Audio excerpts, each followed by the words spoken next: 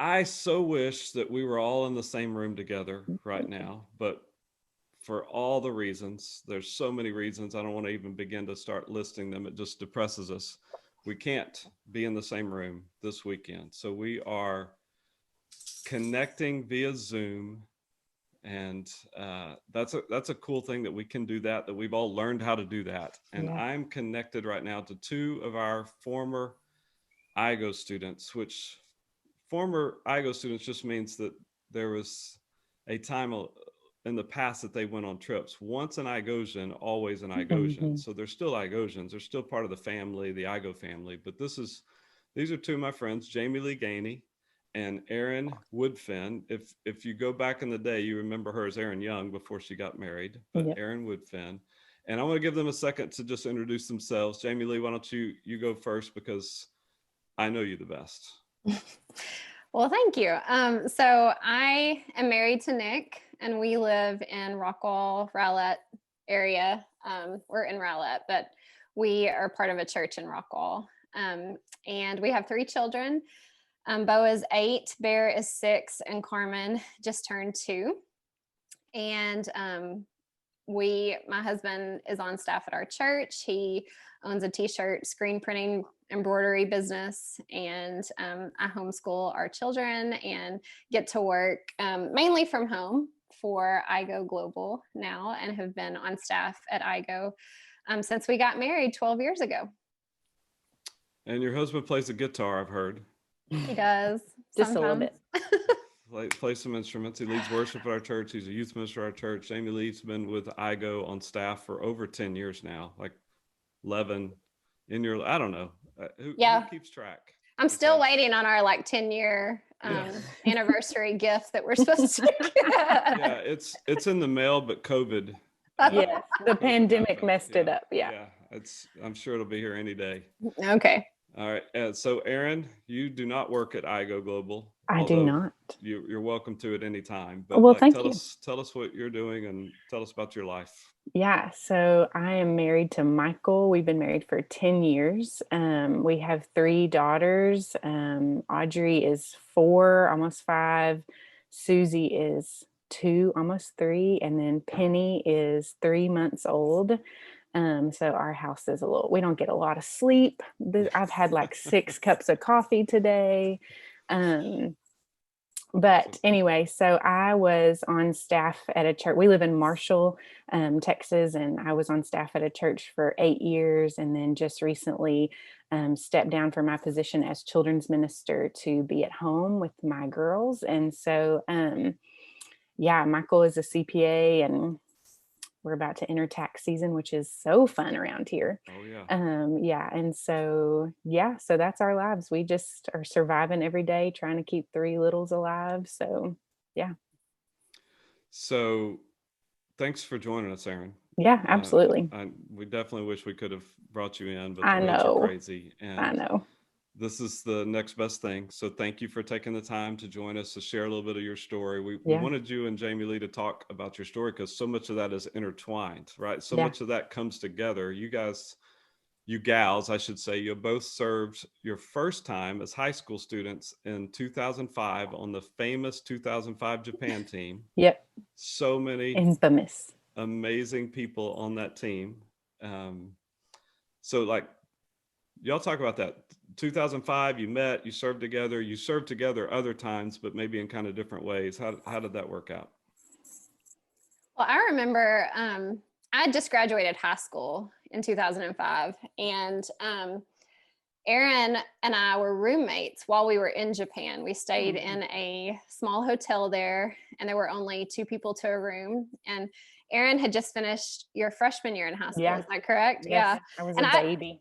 Oh, yeah. Well, I just remember being so impressed with, Erin, your level of maturity, and just thinking, I wish I had been this in tune with what the Lord was doing and doing in my life and around the world when I was a freshman in high school.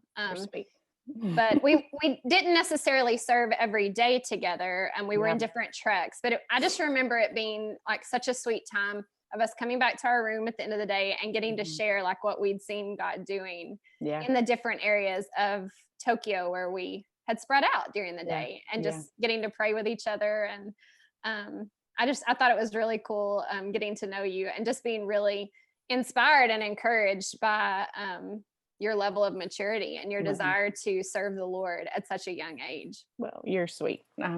I don't remember being like that, but thank you. I think the thing that I remember most about that trip is like the fact that there were so many like super fun people on that trip, people that I still like were in our wedding, and like, no, we are still friends, and our kids hang out when we go visit, like even to this day. But I think that summer for me like opened up this whole new thought process about the world in general, like that there were so many other things out there and so many other people out there and so many I don't know, ideas about, I had lived in a bubble, for so long, and then to realize that there were people who didn't know the Lord and didn't have the things that we had and weren't aware of so many things that we're aware of. And so I don't know, I just remember learning so many things. One of the things I didn't know, and I knew like putting y'all in the same Zoom room together, I would learn some things. I didn't know that y'all were roommates that first summer. That's really cool. That was back when, that was the early days of IGO. So that was back when we put people in rooms based on their accent. So we like, oh yeah, those two girls definitely go together. Definitely, because no one else can understand them. Like they're going to have to be able to come back and speak their own dialect. Yes. So that was cool. And we talk a lot around IGO about impact, because that's what we've seen for 20 years now, is God using this ministry to make an impact on a generation. And I've already heard some of that with you guys.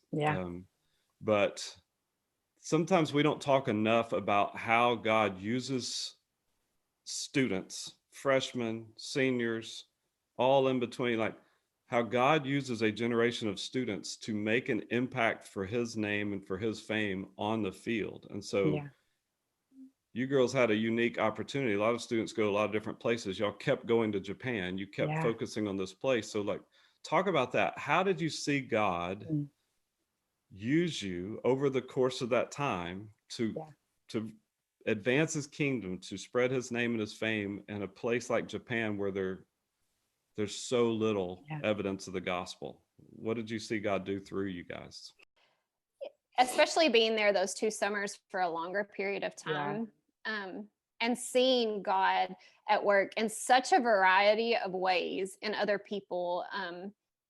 I think it really helped me to understand that, one, God doesn't need us. He was in Japan long before we arrived, and he would, he continued there long after we left and is still there. But like he chose to use us and like invited us into his work there. And that's what obedience looked like, for us, was to join him at work there and to join his mission. And even with all of our weaknesses and insecurities, which all come out, especially when you're there for a long period of time together with the same people. And but just to know, like, to get to be a part of that was such a grace, and just cool to understand that that's an invitation that he extends to us. And that, like, why wouldn't we join him in that work, however it looks? And you do, like, I think back to different people that I met in 2007 that then became believers after we left. My friend Yai, who well, she became a believer while we were there, was baptized later after we left by one of the missionaries. And then the next summer I got to continue in Bible study with her and seeing her lead house churches. And then she flew in for our wedding in 2009, and I think of Leon's story and just how cool it was to, that wasn't someone that Erin and I initially met, but we all became pretty close with and got to hang out with him. But we saw him every day after that. And he, another guy on our team met Leon at a university. And do you even remember what university it was? I don't know. Probably, I don't know. I can't remember either. But anyways, he met him, and he was an example of someone whose heart was very soft and ready to receive the gospel. And we got to see him make that commitment and decision, and then follow it up with baptism. And that was definitely a highlight of the summer in 2007 for sure. Yeah, absolutely. So how old was Leon? Like he was a college student? Yeah. Okay, so he's in college age. Yeah. You guys got to see like the whole picture of it. Yeah. Which is really cool. And I've heard the story. It's been told, you know, around IGO for a few years now. Yeah. And the baptism, like I wish I would have been there. Yeah. I mean, there's so much amazing stuff that came out of that moment for so many of you guys that got to experience it and got to witness it. We actually have a video of it, right? So yeah. I feel kind of like Jimmy Fallon now. We have a clip. We have a clip. Can we go to the clip? You're telling a story now. We have a clip. So. Okay. I just want to welcome you to the family of Jesus Christ. And that you have thrown away your old life. And that you've come to a new life in Jesus Christ. So you can sit down somehow. Sit down. Yeah. Okay, Leon, I want to baptize you that you go down, losing your old life, being washed of all your sin, and coming up in the new life of Jesus Christ. Yeah.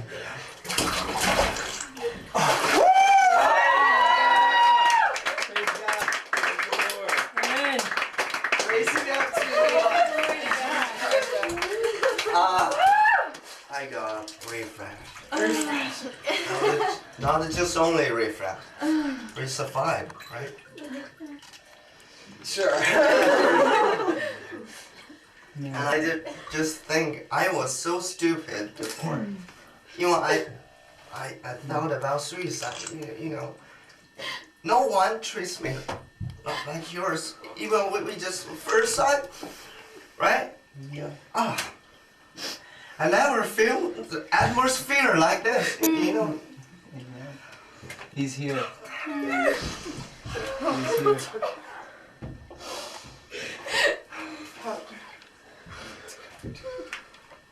Oh God.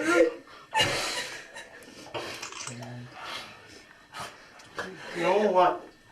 Like this, you know. My friends, my best friends. Oh.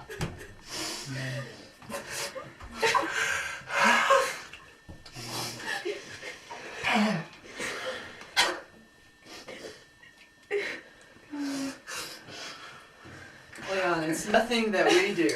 It's only God. It's only God. I have so many thoughts. The fact that we all crammed in that tiny bathroom. Oh man. I think what was so impactful about it for me was kind of like what Turner said. It was so evident throughout that whole experience that it was the Lord moving. Like it wasn't, and Turner would say this, like it wasn't anything special Turner did or said, or, I mean, Leon says in the beginning of that video, like 3 years ago, you know, when he was in his home country, and he's Chinese. And so when he was in China, because of the persecution, he felt like he couldn't follow Jesus. But, you know, like he said, I think now is a very good time, you know. And I think just seeing God at work like that, and seeing like that he was inviting us in to be a part of it, you know, through our obedience, even though he didn't need us, like it was experiences like those that just, you know, I think helped shaped me to understand God's heart for the nations and to always want to be a part of it in some way or another. And I think like that was midway through the summer, like literally probably exactly halfway through us being there. And so in a time where I think we were kind of like, okay, Lord, are you, like, Japan is a very dark place. And so, you know, it's hard. You work and you work and you work and you don't see as much fruit, even though you're planting seeds like crazy. And then all of a sudden it was like the Lord said, this is why you're here. Not that hundreds or thousands of people would come to know me, even though that would have been fabulous, but for this moment, for this one soul, this, and that wasn't the only person who we saw come to know the Lord that summer, but like if it had have been, that would have been okay. That was the reason why we were there. And so I think, like, when you think about being on the field and you think about, the ancient work of the Lord and how he's been there and how he's going to continue to be there, like it could just be for that one person. And I think that's probably what the Lord taught me more than anything, is it's not this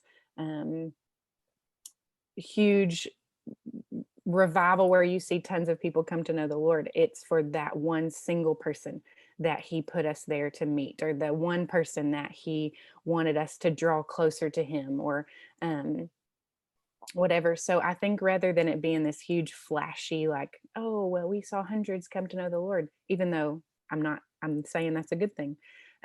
It was for that one person. And so I think that taught me about just being consistent and just being okay with investing in one soul, and it being enough for that one soul to be the one who comes to know the Lord. That's probably what I learned most. And I feel like that was the moment, that night, that whole evening, that encompassed that, because after the baptism, I feel like we worshiped the Lord probably well into the wee hours of the night. But I forgot that. Yeah.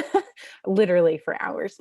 I feel like that was probably the moment that the Lord called me to ministry. Like if I could look back and pick a single moment, even though I feel like it was probably longer than that, that was the moment where the Lord began to soften my heart towards, vocational ministry, and that would ultimately change the future of who we are as a family. But if I could pinpoint it, it would probably be that night. So I think not even like for me, it led to ministry, but also like I know people who've gone with IGO and things like that, and they're in secular jobs, if you will. And so I think it allows them to see that the Lord can use them regardless of where they are and what they're doing in their lives, like as they're working as CPAs, or as they're working as wherever they're working in their life now, they're able to see that God can use them in those little things.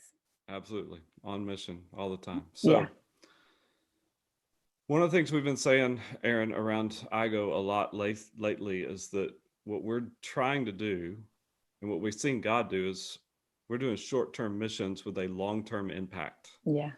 And we want to talk about that for a little bit here, the long-term impact that God, through IGO, brought about on y'all's lives. And, when you talk about long-term impact, in order to really drive that point home, to me, it feels like you have to go get somebody from a long time ago to tell that story, which is why we came to y'all. Thanks. So you're saying we're old. You called me old. No. You're just seasoned. That's all. Stop it. We've been doing this for 20 years. Goodness. And so I could go get a story from a student from last summer, and they could say, man, this changed my life. And I believe it. But to go back and go, here's two young ladies that went in 2005 and went a couple more times, went up the leadership ladder, and this whole experience as high school and college students, these experiences that they had through what God was doing at IGO led to this change, led to this lifestyle, led to this long-term impact on your lives. And so you can answer that how you want to. You can talk about how that changed you coming out of that, or how it still is impacting you this many years later. But I'd love for y'all to talk about the long-term impact that you saw God bring about in your lives because of your time with IGO. Go ahead, Erin. Well, first of all, I think about the fact that it was on the field with IGO that I was called to ministry. And so then coming out of that, of even like, I don't know, Michael and I were talking about this the other day, like even the way now that we spend our money, the way that we support missions now, it has changed the way that we think about our neighbors, like about which area we chose to live in. Like, I know that sounds insane, but like because of the fact that we saw the world is not all about us, that the very breath that we breathe isn't about us. And so like, because we saw firsthand the reality that there are people who are dying without Jesus, that has totally shaped and reshaped the way that we think about things. And so I think even the way that we parent our children, my children are smaller still, but the way that we invest in them and the way that we want them to realize that there are other cultures out there, there are other people out there than just what's right here. We want them to know that there are people who don't know Jesus. And so, but that has molded and shaped the way that we are going to live our lives. And so for us, it's been a worldview reshaping, almost like that we want to realize that we are on mission every single day, and every decision that we make and how we spend our money. And I think for us, we are not called to be on the field right now in our lives, but like we are able to, the Lord has allowed us to have jobs that will allow us to support missionaries who are on the field. And so, so like I said, in the way that we spend our money. And so, anyway, but that a worldview reshaping, I think, is what did it for us and allowed us to realize that the little things, where we live, what we do, how we work, it changed a lot of that for us. So yeah, I could echo everything she said. I love how you put that worldview shaping, because it really does. It changes the way you view all sorts of decisions. I mean, every decision. One specific way it's played out for our family is, similar to what Erin said, when you understand that your life isn't about just you and your interest and your comfort. I think that's one of the reasons why my husband and I have been involved in 2 different church plants.